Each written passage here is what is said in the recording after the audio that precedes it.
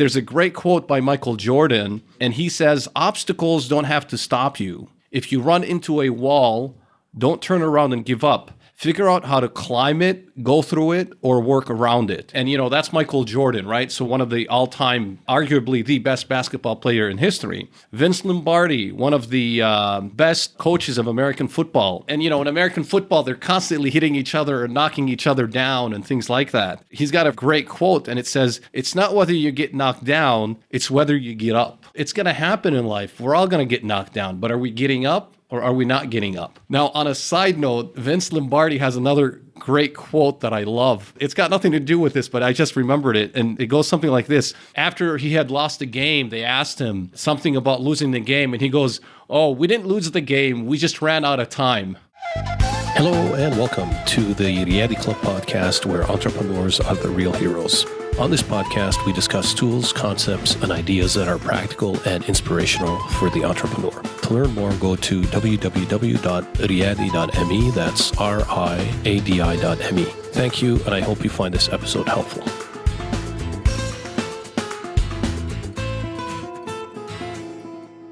Hello and welcome to today's session. My name is Ruba Altijani and welcome to Riyadi Club with Daoud Khaqish. The title of today's session is Expect Setbacks. This is part 5 of 7-part series of Your Big Dream. I want to share a great quote by Mahmoud Darwish. I'll say it in Arabic first, then I'll say it in English. على قدر حلمك تتسع الأرض. The world will expand according to the size of your dream. So the bigger your dream, the bigger the world is. This quote is exactly what this big dream or dream big session is all about. So let's get started. Daoud, tell us a little bit more about why this is important for the person who's listening to us. Well, hello, Ruba, and I want to welcome the listener. And as Ruba said, the title of today's session is Expect Setbacks. And this is a simple concept, yet it's really powerful. And I say that because this is something I don't typically do, even though I'm very ambitious and very driven. And there's a lot of things I think I do right in my life. This is something that I don't do. So I love this concept. And it's about expecting setbacks. It's about anticipating setbacks. And it's about figuring out how to move forward. So before I talk about today's session, which is part 5 of Your Big Dream, and again, the title is Expect Setbacks, I want to recap a little bit about the other 5 parts. So we're doing the Your Big Dream season, and there's 7 parts, and today's part 5. But part 1 was set absurd expectations. Part 2 was explore opportunities. Part 3 was clear the path. Part 4 was take action. And part 5 is expect setbacks. And today we're on that expect setbacks. And again, I'm going to speak for myself because this happens to me a lot. So one of the things that I tend to do is I'll put a plan together, I'll put a project together, and I'll do a lot of planning. I'll, invest time, money, resources, and a whole bunch of things. And I say, go. But I don't even sit and think about the potential setbacks that I'm going to hit. Now, it's not that I'm not aware that I'm going to go ahead and hit some setbacks, but the reality of the matter is I'm going to hit them, but I don't give it thought ahead of time. And it's amazing how much you can tackle these setbacks, how much you can avoid them, and how much more you can handle them when you actually are aware of them ahead of time. And, there's a little, I forget the saying, it says, name your fear, and then it won't be as bad if you name your fear. And it's kind of the same thing, right? So if you're able to know what it is ahead of time and you're able to name it, it's pretty amazing. You can really avoid it. You can really minimize that. So for today's session, we're going to actually ask you a whole bunch of questions. Ruba and I, we're going to answer them sort of from experiences and stories of our own lives. But the question is for you as a listener. And feel free to pause the program and take notes because it's really all about you and your life. And then stay on until the end because we're going to cover a simple yet powerful tool that you can use every time when you come across a setback. And so with that, Ruba, there's something that drives me crazy and I want to talk about that, but I want to come back to you first if there's something you wanted to add or if I should just kind of go right in. I want to appreciate that I know that you think that it's not a good approach, but I really want to appreciate that you're just planning and you don't even consider your setbacks and you go for it because you kind of minimize your fear. And sometimes people are even stuck considering all the possibilities, all the setbacks, and they get kind of like paralyzed because there could be so many setbacks, and sometimes they would even quit before they start. once you realize what are the risks, you could easily overcome them. Well, I don't know if you've heard this or not, and I love this one, but this is to your point. It's something like this. Somebody will give you 100 reasons why something won't work. So they'll give you 100 different reasons why something will not work. Yeah. When in reality, you only need one reason for it to work, and that's it. And so I don't care about the 99 reasons why something won't work. If it'll work and there's the one reason, that's great. I mean, let's take a step back and think about like simple things in life, right? If you think about like Uber and Kareem, right? If you go back in time 20 years ago, who would have thought that, the taxis and the cabs and all that, would essentially be losing so much business to people that already own a car? You get in a car with a stranger, right? Something our parents told us never to do. And now we do it all the time, right? That is true. Like the market valuation of Airbnb is worth more than like, the next big hotel, yet they don't own a single piece of property, right? They're a platform. Who would have thought that, sleeping at a stranger's house, right, would be a business model, right? So I don't need 100 reasons why something doesn't work. I just need one reason it'll work and sort of run with it, right? So anyways. Yeah, absolutely. Yeah. All right. So back to our topic, right? Expect setbacks. So one of the things that really drives me crazy, and I hear this all the time, is, somebody hits a challenge or a setback and, they'll say something like, okay, well, it must be God's will, or, God shut the door for me. And, maybe I should be pursuing something else. And I'm like, no. This is part of life. This is just, it happens. You expect setbacks. You just keep moving forward. If the front door is closed, figure out how to get through the back door or through a window or something. Just because the front door is closed, maybe you have the wrong key. You need a different key. Stop giving up really fast and saying, oh, it must be God's will or God shut the door for me. I hear that in some circles and it drives me crazy because that's not the case. It's an obstacle. Treat it as such and move on. And, two favorite quotes of mine, obviously they're, athletes, Michael Jordan, and one is by an American football coach named Vince Lombardi. But there's a great quote by Michael Jordan, and he says, obstacles don't have to stop you. If you run into a wall,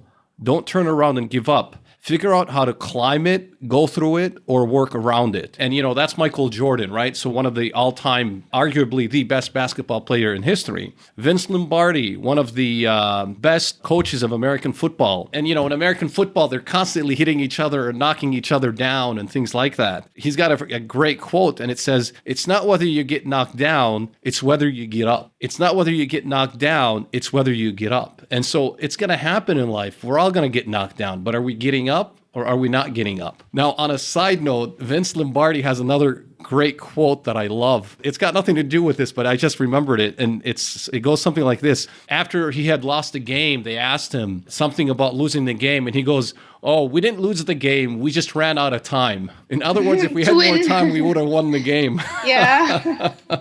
That's the good one. Yeah. So Vince Lombardi has a lot of really great quotes that I love. But anyways, the whole point is it drives me crazy when something doesn't work out and you say it's God's will or, maybe I wasn't meant to have it. Maybe it's not for me. Yeah. And it's just an excuse not to push through more often than not. It's an excuse not to push through. So the second thing is, one of the things that I want to encourage you as a listener is to go back into your past and look at your own stories, right? Because, we've heard the saying that history repeats itself. So whatever you've done in the past, you're probably going to do in the future. So go back into your past and look at, hey, what are some of the obstacles that you overcame? When you were 10 years old, when you were 20 years old, when you were 30, whatever, I don't know what your age is, but whatever your age is, if you go back and you look at that, sometimes you're amazed at some of the things that you overcame and how you overcame those things. I have some specific stories related to sort of my business life and how I overcame those, but I encourage you as a listener to go back and think about how you overcame certain things. And I guess, Ruba, before I share my stories, I wanted to see if there was a story that you wanted to share or if you want me to jump into my story and then you'll add something to that. I'm just thinking about so many setbacks I had. I don't know which one to start with, David, to be honest. You don't know where to start, huh? Yeah, should I start with the most recent or the past? But to your point, you brought a very interesting point. The approach that we have to often overcome our setbacks itself, because we change, we improve, but kind of like there is something that doesn't change in us, or at least in me. Yeah, let me think about it, and I'd like to add after hearing your story. Yeah, it's interesting. I'm going to share two specific setbacks, and these are things that I think if I would have thought about them ahead of time, I could have maybe avoided them or minimized them or something like that. So one of the big setbacks is when I first launched my business, I was working really, really, really crazy hours. Like I would be working, during the week, I would be working on the weekend. I'd come home, I'd have dinner with my wife and my kids. I'd put them to sleep. I'd be working. I'd get up early. I would work. And, I used to trick myself. I would start working at home and then I would work in a coffee shop and then I would work in the office so that I can trick myself that I'm not working as much, right? But I was just working crazy, crazy hours. And some of you have heard me talk about this. It was my daughter's second birthday and I realized that I felt like I had missed out on 2 years of her life.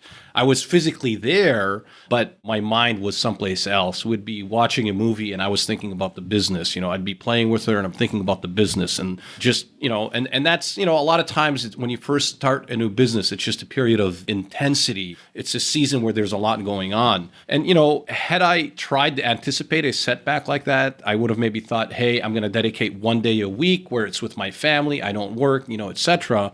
But it's sort of all bled in together and it was just, I made a promise to myself at her birthday party that I am no longer going to work weekends anymore. For the most part, I stuck to it. We had some emergencies and some things where we had to work on some weekends, but it was that day that I made a decision to do that. Had I thought about that ahead of time, I may have been able to avoid that. Another really, really big setback that I had in our business was we were growing sales really, really, really well, like 25%, yet we were making less money. And I would sit back and I would look and I go, how in the world did our business grow 25% last year and I'm making less money? And it drove me crazy. I go, what's the point of growing if, we're going to grow as a business and I'm going to be making less money and we're going to be a less profitable business? And so I have the sales consultant mindset, just sell more, it'll solve all the problems. That doesn't always work that way. Selling more helps, but selling more doesn't solve all the problems.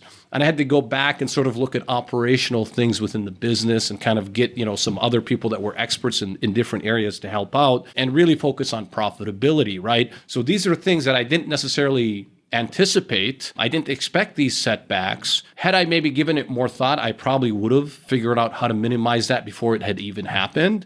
But there's a really great formula, a tool that I'm going to share with you as a listener at the end of the session today that is really phenomenal, where it's going to help you minimize a lot of that. But anyways, those are my stories. Ruba, if there's something you want to share, great. If not, we can just sort of go into some of the questions what we want to ask the listener. One of the setbacks I had, David, was when the corona hit. I had started a new approach for my photography business. That's when I got a team and I was kind of like expanding and paying for the advertisement, because I was like, okay, I don't want to do it myself. So I want to get like other people to do it.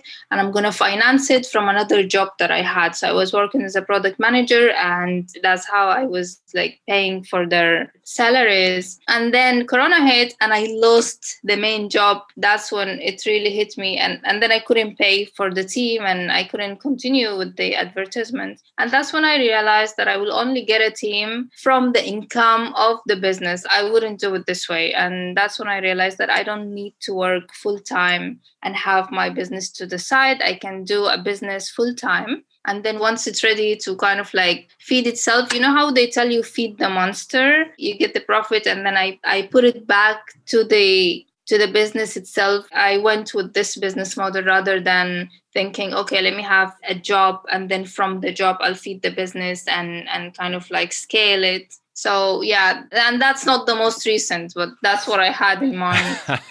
Yeah, and in your defense and everybody's defense, the coronavirus setback, that's a tough one, right? It happened to everyone, right? Yeah, yeah. And who would have thought? Who would have seen that coming? That's crazy. That happens, I don't know, every 150 years or something. I think last time something like that happened was like the Spanish flu, which was, I don't know, over 100 years ago. So in your defense, Ruba, I'm not sure there's a way to anticipate, a big pandemic like like this, but so in my defense, I should totally be independent and maybe focus 100% in a business. Like, I don't need to do so many things so that I will sustain a business, right? Because that was my approach. And then Corona is good because it gave us an opportunity to really do what we really like, right? Because you feel like you almost have nothing to lose because you've lost already. I like the spin on that. That's pretty good. I like that.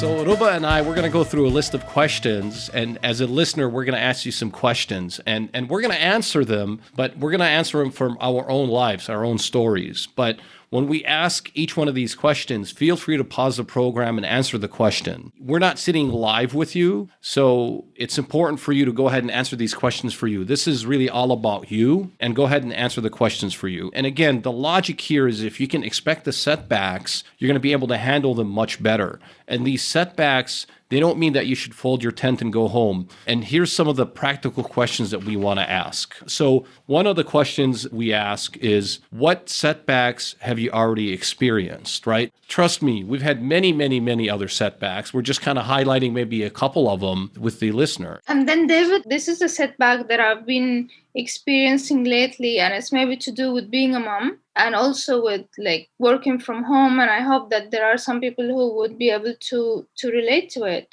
I started a new project and I didn't have time for it because both of me and my husband, we both were working from home. So now the situation is different because we don't want to get like a babysitter, and because we're scared it's Corona time, right? So it was like time for us to handle it ourselves. So a setback that I had was that I didn't have time. You know, when you launch something new, you need about 200% focus, right? So then what I did is, unfortunately, I had to kind of do baby steps. So instead of me going full energy and full capacity, I had to kind of like plan more and expand the time. So this was kind of like a switch in the way that I think and the way that I function. Yeah, I just wanted to add this one because here there are, when you ask what setbacks have you already experienced, I think it will be good to mention more than one. Yeah, absolutely. So what setbacks have you already experienced? And, I would go ahead and I would list a couple of them, 3, 4, 5 setbacks that you've already experienced. I mean, honestly, any given person is probably, you've experienced tens and hundreds of setbacks. So, list 3 to 5 setbacks that you've had, that you've already experienced. Another question we want to ask you as a listener is, do you tend to bounce back quickly? Or do you get stuck after a setback? So once you have a setback, do you get stuck? Or do you get hung up on that setback? Or do you bounce back quickly? And that's a really good question because it's a reflection of how you deal with setbacks. And for me, it was really interesting. I kind of break it down into 2 categories. The vast majority of setbacks, whatever, it's a setback. I quickly bounce back quickly. I don't think about it much. I'm like, yeah, whatever. Okay, let's learn from it and let's move forward. And that's just the way my brain works. But I did notice there are specific setbacks. It's almost like they stick with me for quite a while and they're ingrained. And I think that that's pretty natural. And what was interesting is maybe the setbacks that are, it's a bigger financial loss or it's something that's more meaningful. So for me, it's kind of funny. I'm like, yeah, whatever. Most setbacks, no big deal. It's just part of life. I get over it and I move on. But I started thinking about the other category and it was interesting for me. And I forget what it is. It's almost like you have to go through the whole stages of grief, right? They talk about, you're sad or depressed at first. And I don't know what these stages are. Ruba, you might know what they are. And it's funny, I discovered that it's almost like I need time to heal and move on past these. And it's almost like I'm going through these stages. And as I am more and more conscious of it, I realize, okay, I need to go through these stages. And that's totally okay for the things that are, again, those might be things that are more hurtful or things that are, it's a bigger financial loss or, you name that. But again, as a listener, we're asking you, when you encounter a setback, do you get hung up on it or do you move past that quickly? And that's a good question to ask. And Ruba, I'll come back to you before we move on to the third question. Yeah, and I think, David, that is absolutely true because, we're humans and we have to, sometimes if it really hurts, you have to go through the pain and go through the stages of grief or of pain. I don't know exactly what they are, but I heard about it. It's you have to go through the sadness, the maybe there is some denial, the self-doubt. I'm not sure what they are, but There's anger, I know for sure, and then for there me. is, yeah, maybe blame as well. Yeah, some setbacks are bigger than others, and I think we have to take it easy with ourselves, right? And just go through it. And I think that some people, they experience setbacks and then they just quit, and that's the dangerous part, because the good thing is to stand up. They say fall 7 times or fall 8 times, fall 7 times and stand up 8. So I think it really matters. Like, the standing up is the thing that really matters, and that's how we move forward. But I don't really think that the time that you spend to stand up matters. Yeah, no, I like that quote. Fall 7 times, but get up 8. Right? It's kind of like that Vince Lombardi quote. It's not whether you get knocked down, or it's whether you get up, right? And I think that's kind of you're going to get knocked down in life, and you just kind of get up from there. So a third question, and again, this is for you, a listener, for you as a listener. Do you tend to over-identify with your failures? You have a setback, and I'm careful to use the word failures. I'm using it because that's what Bob Goff uses in his book, but I actually don't like the word failure. I like to call it an experiment or a test, right? And so... Or a setback. Oh, yeah, or a setback, exactly. Do you tend to over-identify with your setbacks, right? And there's a really great quote by Jim Rohn, and he goes, listen, it's your life. You're not a tree. If something doesn't work out, change it. I mean, you're not stuck. You're not stuck. You can move. You can change your position in life. You can do a lot of these other things. But a setback is a setback. It's what it is. And it's part of the process. Let me go back to the core of what I think the issue is. It's almost like we want to do these amazing things. We want to do these, these projects. We want to do these different things in life. And it's almost like we think it's going to be smooth sailing and we're not going to hit any challenges. But part of the story is that there's going to be challenges and there are going to be these setbacks. And a big part of it is overcoming these setbacks. And here, take any Hollywood movie, Bollywood movie, or, whatever, take your pick. Usually there's a character that's trying to accomplish something and hits all kinds of challenges along the way. And then, at the end of the movie, he gets married and he's happy and he's got kids. But throughout the process, there's all kinds of challenges and setbacks. How boring would the movie be if, this character goes and accomplishes this thing and there's no challenges along the way, right? You wouldn't watch it. I wouldn't watch it. Why are we expecting our lives to be any different, right? If we want to go and we want to accomplish these things, it's just setbacks are just part of that process, and it's part of the journey. If you think about it that way, you're less likely to get so emotional and caught up. You're like, oh yeah, that's one of those things. Okay, you know what? To go back to Michael Jordan, let me figure out how to go through the wall, climb it, go around it, go underneath it, whatever. It's a setback. It's just part of the journey. So the question is, do you over-identify with that setback, right? So if you had these setbacks, are you kind of hung up on them? And, there's a great quote by Khalil Gibran. Forgetting is one of the greatest form of forgiveness. Right? What do you mean by that? If you forget something and you move on, you've sort of forgiven that, or you forgot about that whole process. And it's kind of funny, like my kids and my wife sometimes will bring up things. I totally forgot about it because I'm like, whatever. I just got bigger things. I want to move forward. And I don't think about these things. I'm like, oh yeah, that's right. This person did so-and-so, whatever, 5 years ago. And I genuinely forgot about these things because I have zero interest in remembering that. And I just kind of move on, Anyways, Ruba, I'll come back to you if you want to talk a little bit more about question number 3, which is, do you tend to over-identify with your setbacks? Yeah, I want to talk about it, and I want to link it a little bit to the book that is called The Power of Now. It's a spiritual book, but what I see, the relationship that I see between them is identifying and the over-identifying of the setback, because you are not your money. So if you lose your money, it's not like you died, right? And it's not like you lost yourself.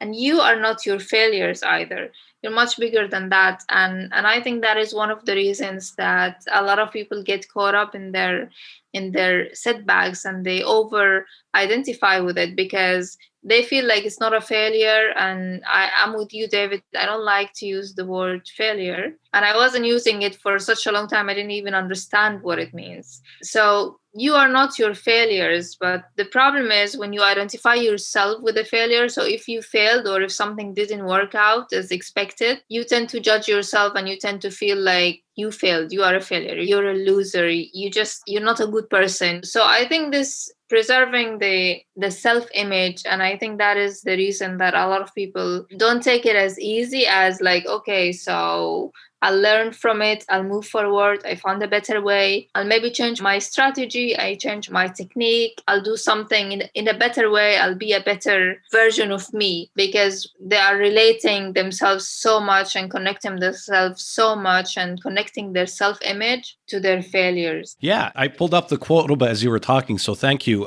It's by Khalil Gibran, and I'll say it in Arabic and then in English. النسيان شكل من أشكال الحرية. Okay. Forgetting is a form of freedom, right? So if you forget something, it's freedom because you're just not sort of thinking about that thing anymore. You're not trapped in the memories, right? Yeah. And you're not trapped in the regret and the anger and sadness and all of that. Yeah. Absolutely. I use that quote by Khalil Gibran because I think it really applies with here is that, hey, sometimes forgetting is the best form of freedom because, not forgetting important things, but forgetting people who insulted you or people that hurted you or situations or, whatever the case might be. I mean, it's amazing. So, and I will say I'm a pretty forgetful guy because I'm very focused on the goal and, what I want to accomplish. And when I heard that quote, I loved it because I'm like, oh my goodness, this is amazing. Because now I have this freedom that I think a lot of people don't have because they carry, it's kind of like, they're carrying a bag on their shoulder of all the insults and all the situations that happened. Not that, you want to let that happen in your life, but you're like, yeah, just move on. You have a bigger, more ambitious goal and you're moving forward towards that. Absolutely. And that is one of the reasons that I love meditation because I'm like you, David, I would forget stuff like that. Like if I didn't like an experience or whatever, I'll just forget it. I'll drop it off my book of memories. I don't hold up to memories or to sad memories or to angry memories or to whatsoever someone has said that has maybe I didn't like or whatever. And that is one of the reasons that I absolutely love meditation because it helps people who are having a very good memories towards a lot of women around me are like this. They would remember stuff for years and years, and then they would remember it with the same level of anger, They'll be like, 20 years ago, this happened. You said this. So yeah, it's stressful. It's really stressful. And over the years, it becomes a burden, a heavy load. Yeah, and physical diseases and chronic diseases. That's why people have high blood pressures maybe and really lots of chronic diseases because they are unable to move forward and unable to take it easy. All right, sounds good. So the next question we want to ask you as a listener is, how easily do you consider bailing out instead of hanging out or, continuing through that situation? When you encounter a setback, is the first thing that you do sort of is, run in the other direction? Or are you actually trying to figure out how to overcome that and you think of it as just sort of a setback? I mean, do you just give up right away? Or do you go in and say, let me see if there's another way to do it or this or that? And, Thomas Edison is sort of known that, and I forget the exact quote that he said, but he said, I didn't fail 1,000 times. It took me 1,000 tries to get to the one try that works. And, that might be a little bit of an exaggeration, but that's kind of the idea behind there is like, the first time you hear no, do you just give up? Or do you hear maybe no, hey, not now, right? Here's the deal. Like if you're not committed to something and you hear no, okay, no big deal. But if you're really committed to a project or a goal and it's important for you and I hear no, or you have a setback, what do you typically do when you go back and you look at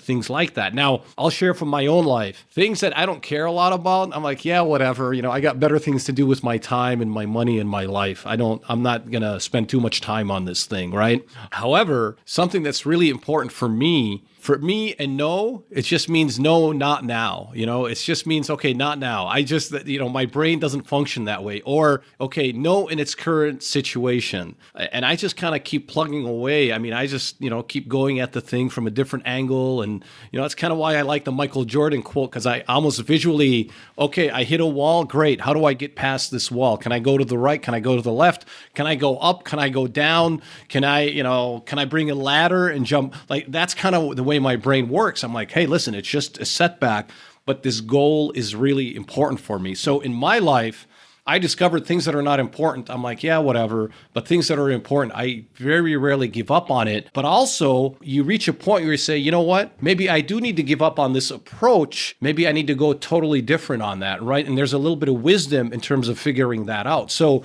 I still have the big goal. I still have that big dream and the big ambition, and I want to accomplish it. But I might give up on the method or the way that I'm going and say, you know what, maybe I need to take a totally different way. I can't get there by land, so can I get there by ocean, or can I get there by plane, or, whatever the case might be. But that's something that typically I'm doing. And it's important for you as a listener to kind of go and think on your important goals and your dreams. What do you typically do when you hear a no or you have a setback? Do you just give up and put your arms up? Or do you figure out a way to get around that? Absolutely, David. And I think a lot of the times we fail to realize that there isn't one option or two. There are the options are always many, and there is always an option that we're not considering. So that's what I do as well. I try to think about other options and other ways and other methods and just really do it differently. Yeah, and it's really fascinating because you've heard the saying that all roads lead to Rome, right? So I could take a road, you could take a road, and things like that. And it's really funny. One of my colleagues and I, we usually come up to the same destination, to the same result, but man, we take totally different ways. We calculate it in such different ways. We'll be arguing about it, not like in a bad way or anything. I'm like, we got this, and then 30 minutes later, an hour later, we're at exactly the same result. Just the way we get there is very, very different. And, I think maybe this is my way of, I tend to take the, maybe the longer, complicated way or maybe the less traveled way. But ultimately, I kind of get there. And that's okay, right? As long as you keep plugging away at it every single day, it's amazing what you can accomplish. And I think we as people, we think we can do too much in a day and we forget how much we can get done in a year or 10 years or 25 years, and, usually it's not that the goal is unreasonable. It's the time frame for that goal is unreasonable, right? So if you've got this big dream, this big ambition, that's great. You're probably not going to get it done in 30 days or 6 months or a year. That's okay. Give yourself 5 years, 10 years, 25 years. It doesn't matter. Give yourself enough time so you can go work at it a little bit every day, Kind of, you want to write a book. You can't write a book in a day or 2 days, right? I suppose you can. I'm not sure about the quality of a book like that, but if you wrote 100 words a day, by the end of the year, you have a book. So if you're totally committed to writing a book, just commit to small steps, and it's amazing what you can do. So my question for you is, again, the 4 questions that we asked you is, number 1 is, what setbacks have you already experienced? Number 2, do you tend to bounce back quickly or do you get stuck after a setback? Question number 3, do you tend to over-identify with your setbacks? Question number 4, how easily do you consider bailing out or giving up or sticking with it? And then we're going to go back. So we've been talking sort of, about some of these questions. We want to go back to your big dream, your big goal, and your big ambition. And, that big dream, that big ambition that you have, think about that here for a minute. Just take a couple of minutes and think about that. And when you actually think about that, I want you to think about 3 to 5 setbacks that you might encounter. So go back and look at your list of your 3 to 5 ambitious dreams, or even the silly, whimsical ones. If you sit down and you say, hey, listen, here are my big dreams, here are my big ambitions, start thinking about what's setback number 1 that you might encounter. What's setback number 2 that you might encounter, and what's setback number 3 that you might encounter? And then what I want you to do after you list these setbacks is I actually want you to go in and say, hey, how can I continue to move forward in spite of setback number 1? So yeah, I'm going to go ahead and I might have this setback. I might have this challenge. What can I do to move forward about that? And really, as you start thinking about that, it's amazing what your brain and what you can come up with, because now all of a sudden, if you imagine something, it's almost in your mind like it's real, and you start figuring out a way to get around that. So I do a lot of the things that your big dream, but this is the one thing that I don't do enough of, where I'm like, I list the setbacks and I try to overcome these setbacks. And this is a really, really, really great exercise. So again, what is your big dream? What is your big ambition? What are the 3 to 5 setbacks that you might encounter? And then how can you minimize the loss? How can you move forward in spite of the setback? And I think most of the setbacks are either financially, or you don't have time. There isn't enough time, or maybe you don't have support. So you don't have anybody to help you. You don't have anybody to mentor you. You're just doing this on your own. Or it's about information. You don't know how to do it, and you don't know who to approach, who could help you to do it. You don't have the framework and all that.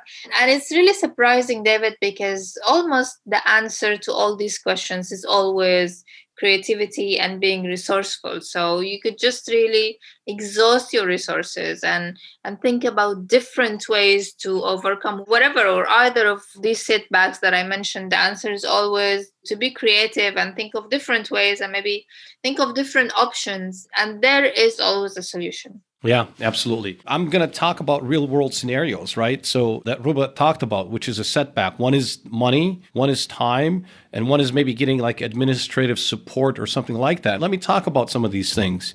So number one is money, right? People say, hey, I need more money to do this thing. Well, hey, is there a way for you to do this thing without spending a lot of money, right? Bootstrapping is kind of the term that's known in Silicon Valley, where hey, can you get started on a part-time basis? Can you get started small? Can you put a small prototype, right? You don't need to have a big advertising budget or this or that. How can you start on a small scale? So here's an example of a setback, and you start thinking creatively on how to do that. A setback number 2, Ruba, you talked about time as a big setback. And this is a big challenge for me because, and I'll share kind of what I did in my life, and I hope this helps the listener. I've got, my family, I've got my primary business, but I have a lot of other ambitions. I have a lot of other dreams and goals that I want to accomplish in my life. And sometimes it's really frustrating because you're like, oh my goodness, how can I get all these things done, right? And Yeah. I want to make sure I spend the right time with my family, with the business and different things like that. And so there's this amazing formula that I learned from Dan Sullivan, which is who, not how. So a lot of times when there's something new that you want to go ahead and you want to accomplish in your life, you immediately start thinking about how can I accomplish that, right? Well, I don't care how I can accomplish it. I just want to get that thing done. So what I started doing to bypass time, and I love it, and I do this every single week, is I work with a bunch of who's. And these are people that are on my team, whether they're inside my company or outside of the company, where I'm working on a big dream, where I'm working on a big ambitious goal. And then I get together and I share the vision, and they generally know a lot more about that matter, about how to accomplish that thing.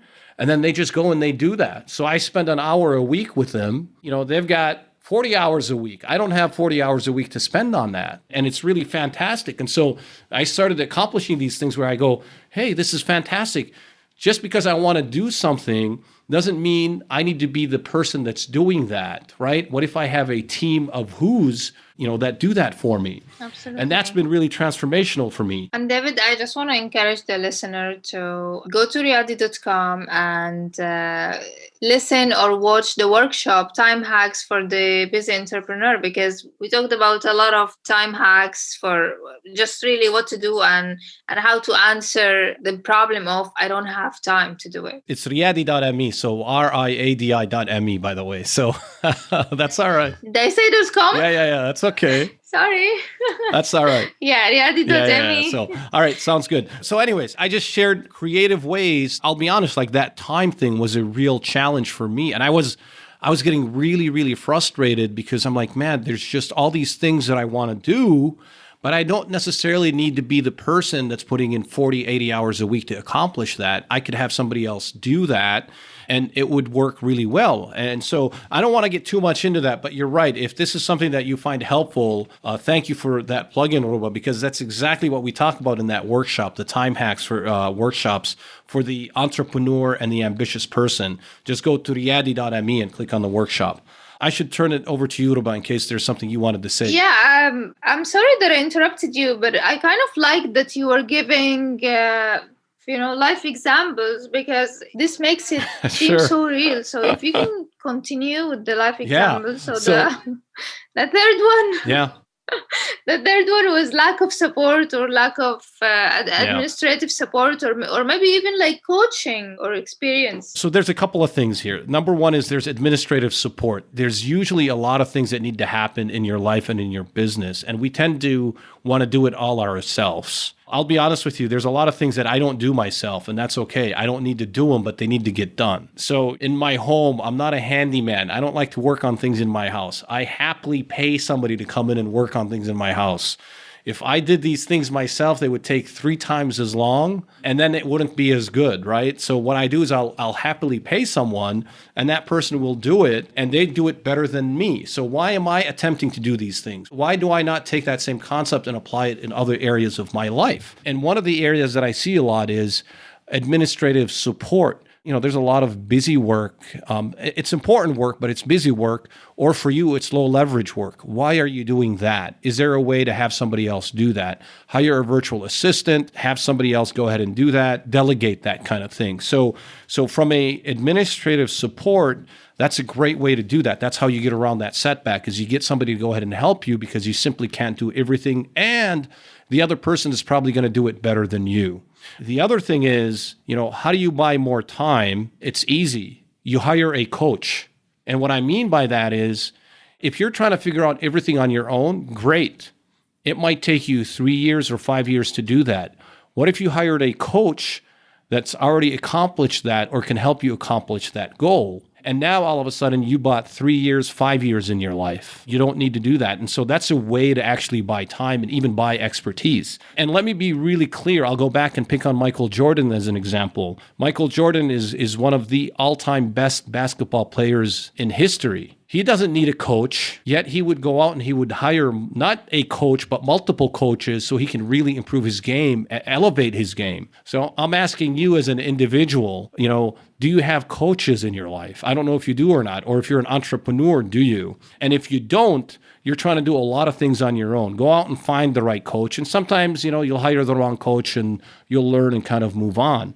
So that's how you overcome that other setback. And then the other one, Ruba, that you talked about, the other setback is information, right? You don't know how to do something. And again, I go back to that formula of who, not how. I don't necessarily need to know how to build a website. I mean, I could probably figure it out. I'm a smart guy. I know how to build a website. I can figure it out. But what if I went out and I found somebody who knows how to do that, so I don't have to do that? So who is the person that can do that for me when it comes to information, right? I don't necessarily need to know everything, but maybe I can find the right person who does that. I want to share this story to kind of get this point across. The book Think and Grow Rich, right? Was that Dale Carnegie? I forget who it was. It's Dale Carnegie. I think it's How to Win Friends and Influence People. And he also talked about a bunch of other things. But one of the things that he had talked about, and I think it was Henry Ford, don't quote me on this, but it was a big time entrepreneur. The academic elite were making fun of Henry Ford. They're like, you're not a smart guy. How are you yet so successful? And so one of the reporters, and they started bombarding Ford with a whole bunch of questions, Henry Ford with a whole bunch of questions, because they wanted to show that he was an idiot and he wasn't as smart. And he goes, how could you be so wealthy? And how could you have such a big business? And yet you don't know as much as we do as journalists. And so it was about the power of a mastermind group, actually. That's exactly what it was. And so basically what Henry Ford said, you guys are asking me all these questions. Let me tell you something. All I need to do is pick up the phone and I need to talk to somebody on my team that can answer all these questions for you. I don't need to know the answer to these questions. I have people on my team and I have people that I know that are able to answer all these questions for you. So I don't need to know these things that you guys think that I need to know. And so what came across that was, listen, you don't need to be super smart. You don't need to be super intelligent, but you do need to think about, hey, is there a team of people that I can have, that I can go to, that can help me with how to do these things, right? Even if I don't have all the information. Because frankly, this day and age, a lot of the information is available, but can you execute on that information? And again, I think it was Henry Ford. I'm not 100% sure, but that's the story that had happened. It just kind of shows you the power of, listen, you really want to think about leveraging other people and not trying to do everything yourself. And there's a great African quote that says, if you want to go fast, go alone. If you want to go far, go together. And the whole concept behind that is you really want to start thinking about putting together a team. And this doesn't have to be like employees or anything like that, but a team or people that you can go to so that they can help you accomplish your big dreams, your big goals. Ruba, sorry, I got off on tangents, but these are like real world things that I like to share. No, I really enjoyed that. It was realistic. It's absolutely true. All right, sounds good. All right, so I'm gonna conclude, and I have a call to action for you as a listener. I can, I get really excited about this stuff, and I can talk forever, but we have to reserve some of this for other sessions and other times. All right, so here's the deal: don't let fear call the shots. Don't be surprised when you encounter setbacks. A lot of times, it's just part of the process. There's a real power in doing this. You can expect the setbacks, you name them, you come up with ways or ideas to overcome them. And a lot of times you're hung up or you're stuck or it slows you down because you are trying to move forward and you're not aware of what these setbacks are. You don't know what these setbacks are.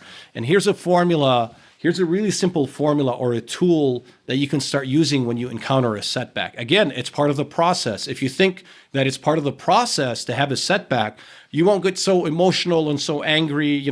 Ruba, I can be an emotional guy sometimes. And, I'm like, I get so frustrated when something doesn't go as planned.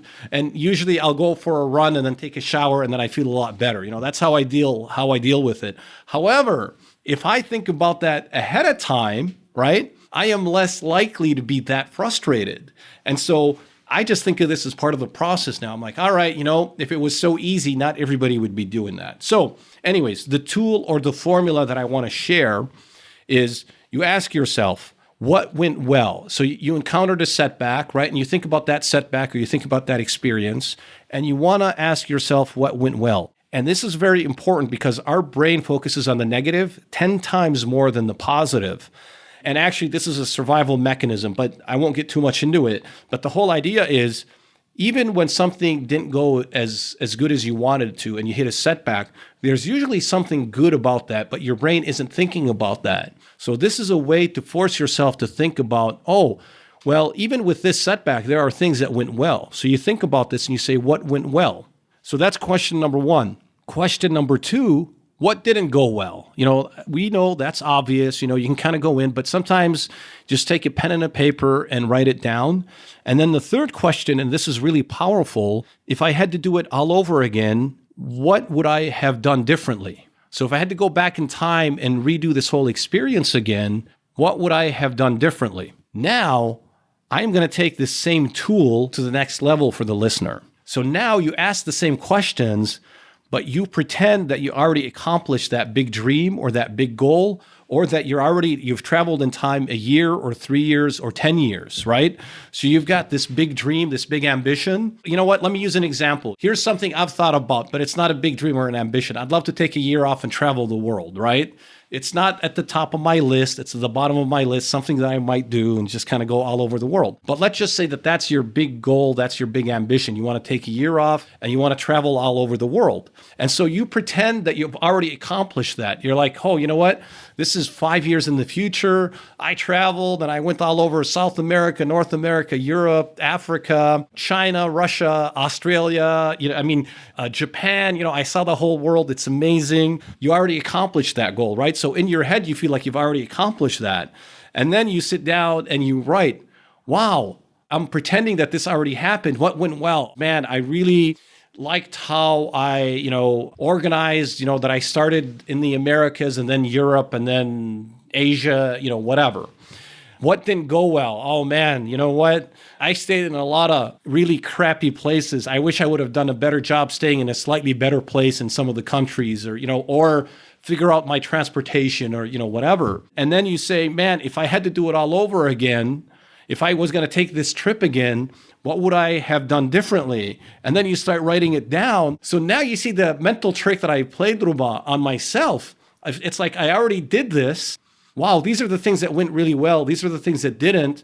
And these are the things that I actually want to go ahead and I want to improve upon. So now when you're ready to go and travel the world and take a year off, right? You kind of have a sense of, oh, here's some of the setbacks that I might hit. Let me think about them. Let me do these different things and so on. And so anyways, pretty cool tool. Number one, what went well? And if I had to do it all over again, what would I have done differently? And if you want to take that to the next level, pretend you already accomplished that big dream or that big goal. And it's really amazing. And I actually do that. I don't want to say on a regular basis, but when I do that, I am amazed at the insights that I get from that. So, Ruba, I'm going to go ahead and let you add any final comments, and then we can go ahead and sign off. I love the second tool. I felt like it's less formal and more friendly, less official kind of, because you're going through a journey in your mind, right? The other one was kind of like a rigid business tool. What went well, what didn't go well, and if I had to do it all over again. So I absolutely love the second tool. Yeah, it's good. And I love like time traveling. It's a great tool to kill the fear, to see yourself to kill a bad habit, to just imagine that you are in the future. I love this tool. Yeah, and to be fair, the one, the first tool, something already happened, right? You already had a setback, right? What went well, what didn't, and what would I do differently if I had to do it again? The other one, it's almost like you're anticipating it and you're traveling in time.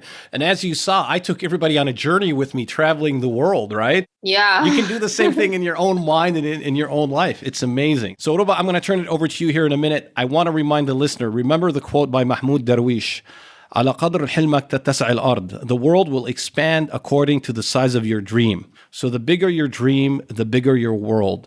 This quote is really what your big dream season is all about. We want you to live in a bigger world. And Ruba, with that, I'll turn it over to you if there's anything else you want to add, and then you can go ahead and sign off. Thank you so much, David. They always say start with a big dream. And what I find is once you have a very big dream, you feel very small. So that is the reason for a lot of people not to even dream big. But however, though you feel small now, think about what if you pursued this dream? How big would you feel? And with that, David, I know we could speak about this topic for a long, long time. But so I'm going to sign off. So with that, thank you for listening to this program of Riyadi Club, where entrepreneurs are the real heroes. And don't forget, you have something in this world, so rise up. Thank you for listening to this episode of the Riyadi Club podcast. And remember, you have something in this world, so rise up. If you want us to cover a specific topic, or if you'd like to be a guest on our podcast, go to www.riyadi.me. That's RIADI.me. Thank you and have a great day.